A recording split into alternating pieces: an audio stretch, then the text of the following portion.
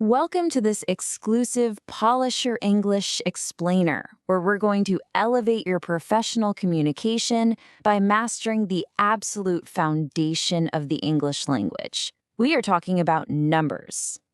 Now, I know, numbers might seem like kind of a basic topic at first glance, but think about it. From floor numbers in a corporate office building to the exact dates and times of high-stakes meetings, precision here is literally everything. A single mistake can lead to a missed deadline or worse, a massive billing error. So we're going to polish this skill until it shines. Our masterclass today is structured into 6 quick modules: the core rules, real-life number applications, pro tips and differences, perfecting your pronunciation, avoiding common traps, and we'll wrap it all up with a test your knowledge section. Let's just dive right in. Module 1, the core rules, foundation for precision. We've got to get these absolute basics locked down so we can avoid those costly misunderstandings in the corporate world. In English, every single number you use falls strictly into one of 2 buckets. First up, we have cardinal numbers. These are your quantity numbers. They just answer the simple question, how many? Then on the other side, we have ordinal numbers. These specify a sequence, a ranking, or a position. They answer the question, which one in order? Notice how distinctly these 2 functions completely separate our grammar rules. Now, looking at this breakdown of cardinal numbers, I really want to draw your attention to one specific rule that even advanced speakers constantly forget. It's the hyphen rule. Notice that numbers from 21 to 99 that are not full tens, they always require a hyphen. So 22, 41, 66, or 79, all of these must be visually connected with a tiny hyphen in your professional emails and reports. It's a small detail, but it looks so much more polished. So what happens when we handle ordinals and the numbers get bigger?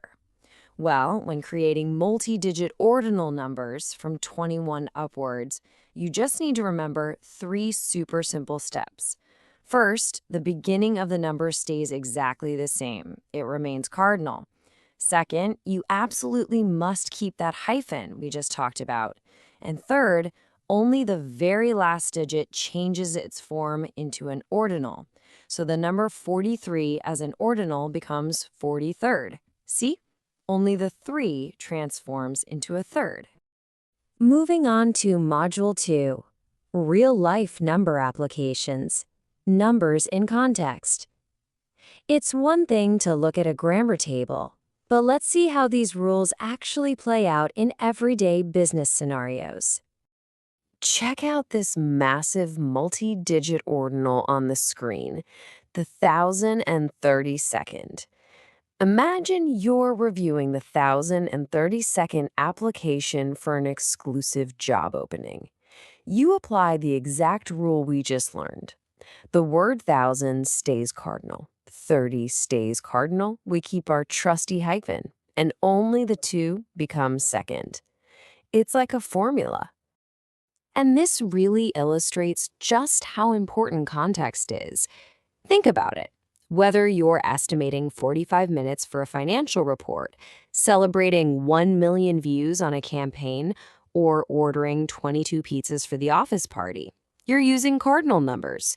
But the second you are locating a desk on the 43rd floor or mentioning that someone finished 22nd in a corporate marathon, the context dictates you must flip to that ordinal structure.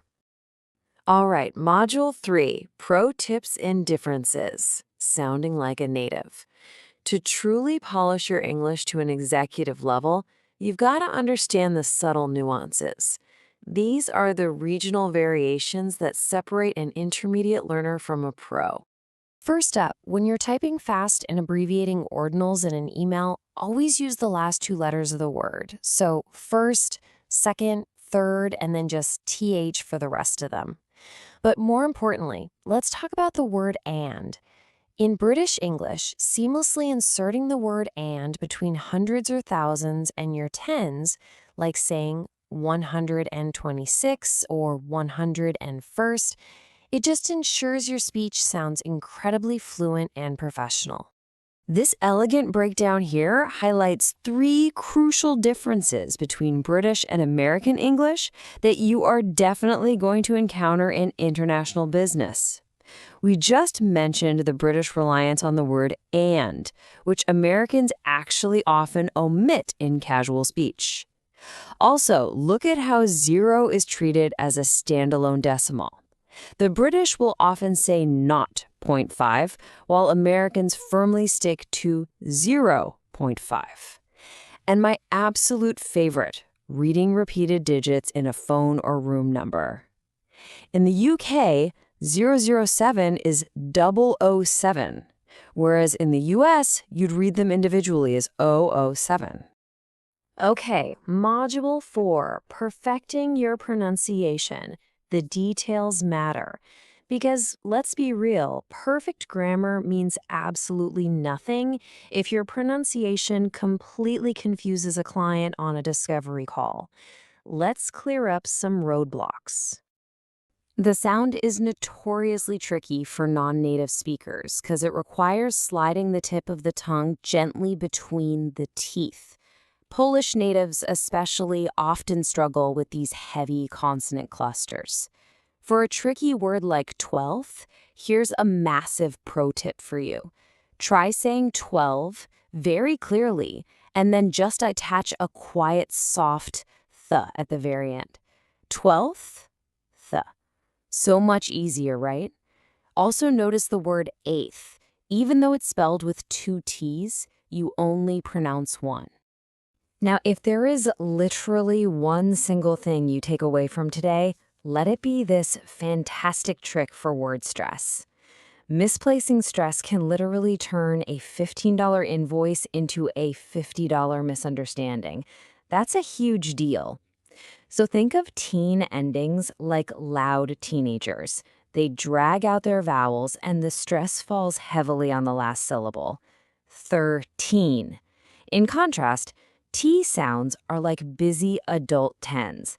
They are short, precise, to the point, and the stress is always on the first syllable. 30. Module 5, avoiding common traps, elevating your accuracy. Even the most advanced speakers fall into specific spelling traps when they're rushing out an email. Let's fix those right now. Pay really close attention to this breakdown. First, never forget your hyphens in numbers like 22nd. We know that by now. But the spelling exceptions are where people really trip up. Look at 12th. The VE from the word 12 completely changes into an F. Look at 9th. The E from 9 just completely disappears. And 40th, listen, there is absolutely no U in 40, and the Y changes to an IETH. Memorize these exceptions, guys. They are the true hallmark of polished written English. And finally, Module 6, test your knowledge, active recall.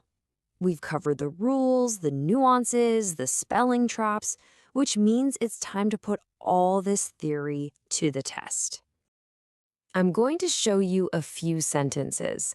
I want you to try to mentally fill in the blanks in these scenarios using the English words, not the digits. Pay very special attention to your spelling and your hyphens. Ready? Let's take a look. Take a quick moment to read these sentences aloud to yourself. Doing this engages both your spelling memory and your pronunciation skills at the exact same time. Think about 41. Think about the weird spelling of 12th. Visualize that floor number, 22nd. And picture 66. Got your answers looked in? And here is your answer key. We've got our mandatory hyphens firmly in place for cardinal numbers like 41 and 66, as well as the compound ordinal 22nd. And notice the correct spelling of 12th. Remember, that VE transformed into an F. If you nailed all of these, you are well on your way to total mastery. Remember, just cramming from a grammar table once is not going to make you fluent. Integrating these numbers into your daily routine is the absolute key to success. So here's my challenge to you. Step out of the textbook and into reality. Speak the time, the date, and your floor number aloud every single day this week. Think about it. If a single misplaced word stress can literally turn a $15 invoice into a $50 misunderstanding, how will you practice your English numbers in real life tomorrow? Start building that muscle memory right now. Thanks so much for joining this explainer and keep polishing your English.